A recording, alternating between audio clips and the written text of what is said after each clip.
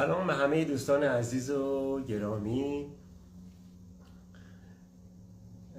دوشنبه شب طبق وعده در خدمتون هستیم با کمی تأخیر. البته فکر کنم 5 دقیقه ما اینترنتمون مشکل داشت، بعد تونستیم که لایو شروع بکنیم. خیلی خوشحالم که باز هم در خدمت شما هستم.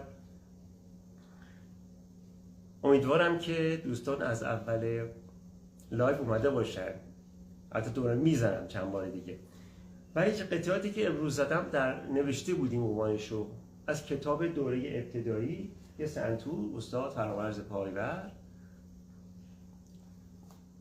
اول کتاب دستگاه شور،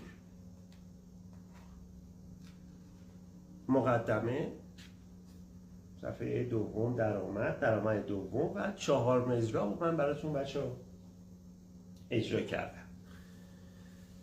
و سعی و تلاشم اینه که دوستان عزیز که هر بار تو لایو قسمتی از کتاب‌های آموزشی رو من بزنم، حالا از ردیف استاد پایور، از ردیف استاد صبا، از قطعات استاد مشکاتیان، از ردیف میرزا عبدالله، از کتاب‌های متنوع و رنگارنگ استاد پایور و غیره، حتی از آهنگ‌های خود پیجمون.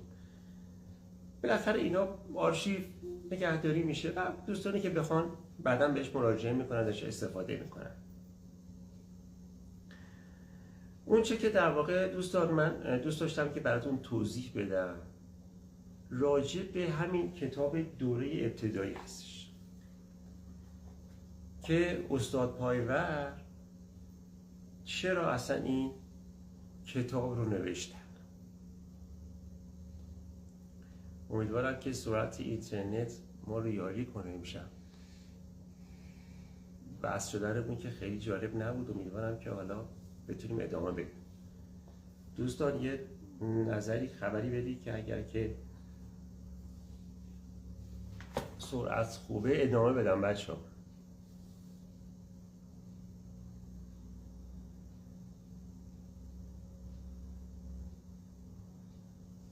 دوستان عزیز ببینید که اگر سرعتمون خوبه و صدای منو دارید و تصویر رو دارید اعلام بکنید، اگر ندارید بگید که سرعت کمه و تصویر نیست و من وایسیم ببینیم چی میشه.